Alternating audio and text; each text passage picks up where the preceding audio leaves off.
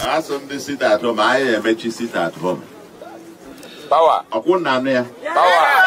1,000 and I can put this security, you know, reject and Koran on the Onye who put here, Onya do put here, Onya put here, Yakotia chopo. In a cochi chop, Onya Nabiagaya, Ndabo Gola Bobu, Namaputa Bia chop. O when Onyan the government tijal compensate, Yezinu no ye can do a mono, O Mariba Meluno. O Mariba Meluno. Sijaba Abuja, Jikota no, Sijaba Abuja. Sija to hapu mazin Nandi Kanu kona lo huye, Sija to hapia. Kona lo huye. Ndewonu ụmụnne m ndị Igbo ndị ọma njem ọnụ ekelekwa m unu. Ihe onyonyo a ị na-ahụ n'iru ebe a bụ ozi nke anyị si n'aka nwanne anyị nwoke wee nweta bụ Maazị Odejimjim bụ onye nke eji mbem wee mara. Ya bụ ozi bụ ozi o zipụtara ụnyaahụ bụ Mọnde bụ mkpụrụ ụbọchị nke 21 nke ọnwa Ọktoba n'afọ 2024 bụ Mọnde 21st October 2024. Kedu ihe o kwuru na ya bụ ozi? Ọ sị na ndị ya na-ezigara ya bụ ozi bụ ndị niile bụ ndị ọchịchị nọ n'ala Igbo bụ ndị politishan niile enwere na mpaghara ala Igbo niile. Ọ sị ka ya jụọ ha ajụjụ n'ihe gbasara ọnọdụ a ndị Igbo na-anọ kwa Mọnde ọbụla bụ nke a na-akpọ sit at home. O wee sị kedu ihe butedoro ya bụ sit at home? Ọ bụ ọnọdụ nwanne anyị nwoke bụ onyeisi ndị otu Indigenous People of Biafra bụ Maazị Nnamdi Kanu bụ onye nke ndị gọọmenti etiti Naịjirịa kpụrụ wee kpọchie kamgbe ihe karịrị afọ 3 gara aga. O wee sị kedu ihe ndị Igbo ndị ọchịchị nọ n'ala Igbo merela banyere ya. O wee jụọ ha sị ha kedu maka Sunday Igbo bụ onye nwere otu nsogbu ahụ Maazị Nnamdi Kanu nwere, onye nke gọọmenti etiti Naịjirịa kpụrụ na mbụ kpọchie, na-emechala hapụ ya Sunday Igbo a na-agagharịrị onwe ya ebe niile ọ chọrọ ma mechakwanụ gaa na mba London gaa were akwụkwọ nye ndị gọọmenti Britain n'ihe gbasara okwu Yoruba Nation nke ha na-ekwu na ha chọghịzi iso n'obodo Naịjirịa. Ọ sị na ya na-ele anya na kamgbe ahụ na ndị Senate na ndị House of Rep ga-etinyele ya bụ okwu ọnụ si chọwa Sunday Igbo ka akpụta ya kpọchi ọzọ, mana onwebeghị ihe dị otu ahụ dị. Ọ sị kedụkwanụ maka Asari Dokubo, onye nke na-ebupụta egbe mgbe ọbụla sọrọ ya wee na-akparị ndị Igbo na-akọ ihe niile ọ chọrọ n'isi ndị Igbo, ma mechakwanụ na nke ikpeazụ a mgbe o zipụtara otu ihe onyonyo o zipụtara ọ sị na ụgbọelu ndị agha obodo Naịjirịa na-efegharị na gburugburu ụlọ ya na ndị gọọmenti obodo Naịjirịa makwaranụ na ya ga-agbatunwu ya bụ ụgbọelu. Odejimjim ewee sị kedu ihe mere na onweghị ihe ọbụla gọọmenti obodo Naịjirịa mere ya bụ Utobo Asari Dokubo. O wee sịkwanụ kedu maka eze ndị Igbo na Ajawo Estate n'ime steeti Lagos bụ onye nke akpụkwara kpọchie ihe karịrị afọ 2 ugbu a n'ihi okwu o kwuru n'ọnụ. Ọ sị kedu ihe mere na ihe a niile a na-eme bụ naanị ndị Igbo ka a na-emegide ma onweghị onye ọbụla na-ekwu okwu. O wee kwukwanụ okwu nke o kwuru n'akụkụ nke gọvanọ Soludo na-achị steeti Anambra. Ọ sị ị na-asị ndị mmadụ pụtawa n'ụlọ ahịa, ị na-asị ndị mmadụ bịawa ahịa n'ụbọchị Mọnde ọbụla. Ndị niile egburulakwa na-egbu ndị pụtara n'ụbọchị Mọnde ka ha ga-achọ ihe ha ga-eri. Onwele ihe gọọmenti mere iji wee tie ezinụlọ ha aka n'obi. Kedu ihe ị na-eche na ọ bụ ihe ga-aka ndị mmadụ obi ịpụtawa ịzụ ahịa n'ụbọchị Mọnde? Ogologo kwa dị mmanụ ka mgbede, ya mere ọ ga-aka maka iburu oche kpodobe nso ma nọrọ ala ka anyị nyụ anya na ya bụ ihe onyonyo nke si n'aka nwanne anyị nwoke bụ Odejimjim, onye nke eji mbem wee mara. Ọ bụrụ na ị na-enecha vidio nwa tụrụ ya ka ọ bata na ọfịs onye politishan ọbụla enwere n'ala Igbo, na-enu anya na mgbago, na-enu na mgbada, ebe enwe m gosiri ụnụ wuo ogologo okporo ụzọ a na-esi eje Ọka 24 hours moto na-agba n'ebe a. O wee bụrụ na tata bụ 21st October Mọnde sit at home, moto agbaghị ya. Ndị politicians anyị nwere n'ala Igbo ka njụ dị na ụnụ ajụjụ, ụnụ abụtalụ m Sunday Igbo ụnụ abụtalụ nya.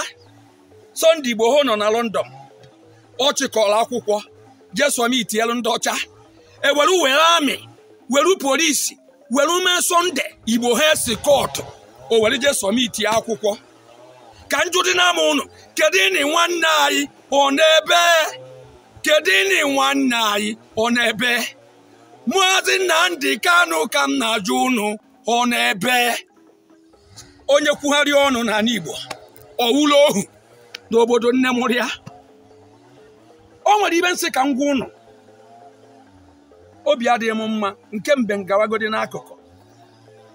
Bikonu Sunday Igbo nke Yoruba ọ na-ebe ana m eche na kemgbe ahụ Sunday Igbo nọ na London o jere sọmiti akwụkwọ na ndị sineti edibeti be na gịnị ka eji eme Sunday Igbo na Nigeria agbamanaghara ihe eme Sunday Igbo onwebe onye nụrụ ya, onwebe onye kwutere okwu ya na sineti, onwebe onye kwutere okwu ya na House of Assembly. Akụrụ Maazị Nnamdi Kanu gete ihe n'aka ndị DSS. Ọ dịkwanụ mma nke bụ waziri m obi wu igwe ọnatara dike mma eze ndị Igbo na Ajawu steeti. Ọ ka nọ na police custody ka ọ na amaghị m ebe edobere ya edobe maka okwu o kwuru n'ọnụ ya. O wee nọ ya na prison maka okwu o kwuru n'ọnụ ya. Kedu maka Dokubo bụrụ egbe threaten ya Igbo bupụta egbe a na-abịa n'anya Okeke na-afụ ya, Okoye na-afụ ya, onwekwanu na ihe mere Sunday Igbo, onwekwanu na ihe mere Dokubo, onweghị ihe mere ya. O weluru ụbọchị a aka na-ekwukwa okwu nke gbụwara m obi. Dokubo pụta face to face si na ya fụrụ helikọpta ka ọ na-agbagharị biya na helikọpta a na-agbagharị biya na ndị gọọmenti na ndị Naijiria mana ya dị capable tụ ịgbatu helikọpta a. Dokubo kwuo ya onweghị onye kọrọ ya. Kedu na nwanne anyị Igbo ya na-agbazikwa ọgụ nwanne? Kedu na nwanne anyị onweghị onye kwuru okwu? Na-enu taa bụ Monde ndị Igbo na-eji azụ ahịa na ekata dị apụta na-asị ndị mmadụ pụta ahịa, pụta na ahịa, pụta na ahịa, pụta na ahịa, onye ihu pụta ahịa, onye azụ pụta ahịa, onye apụta ahịa ya eje kpọchie chọpụ. Ị na-akpọchi chọpụ onye na-abịaghị ahịa. Ndị agbọgbugwola agbọgbu na mapụta bịa chọpụ. Onwe na onye ndị gọọmenti jere kọmpaseti ya ezinụlọ ya ka njụa m ụnụ o nwere ibe anyị mere ụnụ? O nwere ibe anyị mere ụnụ? Si jebe Abuja jikọta n'ọnụ, si jebe Abuja, si je atọhapụ Maazị Nnamdi Kanu ka ọ na-alụ onwe ya, si je atọhapụ ya ka ọ na-alụ onwe ya. Ndị polisi mgbagbu, ndị amị mgbagbu, onye ejide na-agbagbu ndị yutu Igbo a na-agbaba n'ike n'ike. Federal gọọmenti bụ ekwughị okwu, onweghị onye kwuru okwu, onweghị onye ghere ọnụ, onweghị onye chọrọ ka ama ibe eji eme ya ka ọ dị mma. Obodo na-agbakwa gharaghara, ana Igbo na-agba gharaghara. Hapụ n'ụnụ nwa bịara ụwa ka ọ na-arụ onwe ya, eji egbu dị mmadụ igbu eziokwu ya, eji etigbu mmadụ isi na ya ebezi n'akwa.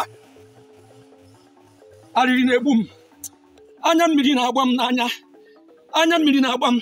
Ha na-anụ Maazị Nnamdi Kanu ka ọ nabara onwe ya. Sunday Igbo ha na-akpagharị, onweghị onye jichiri ya, aya wudo ohu. Ọkwa ikirichala ya bụ ihe onyonyo. Nwanne anyị nwoke bụ Maazị Odejimjim, ana m asị gị daalụ ọlụ, daalụ ọlụ, daalụ okwu, ịdịbụ mgbu ekwu. Ma ya bụ okwu nke i kwuru n'ihe onyonyo a na-arụtụkwa n'aka n'otu okwu ahụ m kwurula ọtụtụ oge. M na-ekwu kwamgbe na peji a na chanel a na-asị ndị na-achị achị n'ala Igbo kedu onwere ọnụ abụrụ ya abụ, onwere ebe a nọ wee maa ihe eme nke bụ na ihe ọbụla onye Igbo mere n'obodo Naijiria bụ nsogbu, wee ruo dị nke bụ na a na-emegide onye Igbo, ndị obodo Naijiria na-emegide onye Igbo nke doro onye ọbụla anya na ọ bụ mmegide ka a na-emegide onye ahụ n'aka ọcha, ndị Igbo niile agbachi nkịtị. Nsị kedu mgbe o jeweziri wee ruo anyị nke otu ahụ? Ọ bụkwara maka ọnụ ga-ekwu dị, anyị ga na-ekwu, mana ihe bụ nsogbu ebe ahụ bụ ndị anyị na-agwa, ntị a na-agwa ọ ga-anụkwa. Ndị ahụ a na-ezigara ozi ya niile bụ ndị na-achị anyị, ha ga-ewetakwa ntị wee nụ akwa ụmụ ogbenye na-ebe n'ala Igbo. Kamgbe nwa ejidere Maazị Nnamdi Kanu wee kpọchie, ihe ọ dịla mma n'obodo Naijiria? O meela ka ndụ dịrị ndị obodo Naijiria mfe? O meela ka ụmụ ogbenye rijuo afọ n'obodo Naijiria? Ihe ka na-akawanye njọ, ihe isi ike ka na-abawanye ụbọchị niile. Mwe na-asị a ga-emewe otu a wee ruo mgbe ole? Ụmụnne m ndị Igbo, lekwanụ mkpamkpa na-akpa ebe dị iche iche n'ala Igbo. Mwe na-ajụzi a ga-emewe otu a wee ruo mgbe ole? Ndị ọchịchị niile anyị nwere n'ala Igbo, site na ndị gọvanọ steeti niile e nwere n'ala Igbo ruo na ndị sinetọs niile na-anọchite anya ụmụ Igbo n'Abuja na ndị House of Rep niile na-anọchite anya ndị Igbo n'Abuja, a sị m unu, nkịtị a unu na-agbakwa ọ dịkwa very dangerous o. Ya bụ nkịtị unu na-agba unu gbawara rute ugbu a, ya bụ nkịtị ka ga-emebiri anyị ọtụtụ nnukwu ihe n'ọdịnihu ma ọ bụrụ na unu agbanweghị. Ama m na ihe kara imirikiti n'ime unu obi bụ na unu nwechara ụlọ ma na Abuja ma na ebe ndị ọzọ dị iche iche, ma ndị nwere ụlọ na mba ofesi.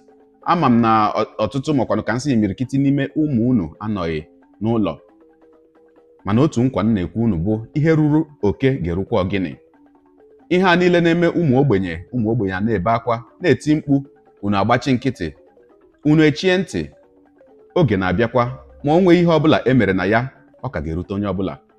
Ọ dị mma ka njedebegodi ebe a, maka gịnị? Atụọrọ ọmara ọmara, atụkwara n'ofeke ofere isi tinye n'ọfịa. O wee bụrụ maka ya, gị onye ụwa onye na-egere akụkọ ụwa m, ịmara etu anyị si eme ya, deere ebumnuche gị, etisuo ahụ ya bụ ihe nke ikiriri ugbu a na ngalaba okwu ka anyị mara uche gị, n'ihi na uche onye adịghị ya njọ. Daalụkwa gị na-eso eburu anyị esonye, ekelekwa gị na-asị gị jide ka iji, onye asị ya jide ka o ji, ịmara na nke o ji kacha mma. Ekpere mbụ na Chineke nna ga na-anọnyere gị ọpụpụ gị na mbata gị, na-etinyere gị aka n'ezi ihe niile nke na-eme. Gị ọta bụkwanụ mbụ ị na-ahụ ihe onyonyo anyị. The war aim of Biafra is purely to prevent ourselves being slaughtered, nothing more. We haven't got the sophisticated war aim of Nigeria to conquer, to overrun, to do something or the other. For us, merely to prevent. And if anybody is going to judge our success and failure in this war, it will have to depend on how much we have prevented the enemy from killing us. Welcome viewers to Biafra Battle Cry TV. Biafra is our religion, and here in Biafra is where we worship. We are loyalists to the leader of the indigenous people of Biafra, Mazi Nnamdi Kanu. We also vehemently reject any activity of the evil beast, the commander-in-chief of gunmen in exile, a self-acclaimed prime terrorist, who specialized in kidnapping innocent people in Biafra land in the name of IPOB. The prime terrorist has came up heavily to send precautions to anybody that should go against Fulani herdsmen. He is a terrorist. Please share, like, and subscribe to our channel. See you soon on another video. Thanks for watching.